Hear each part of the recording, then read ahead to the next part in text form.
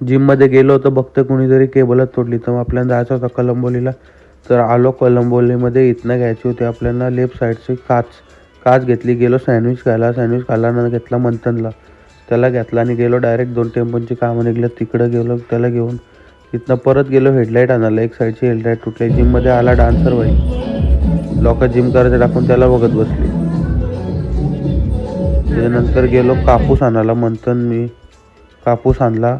नंतर घेतली लाईट जराशी. तिथनं घेतली लाईट. नंतर गेलो बाप्पा बघायला पप्पांसोबत. नंतर टेम्पोत रिटर्न बॉक्स आले ते त्यानं टाकलं पिकअपमध्ये आणि आणले घरी. घरी येऊन उतरवले. मग गेलो मकार बनवला. तर लाईटिंग लावली आधी दादाने आणि मीनी.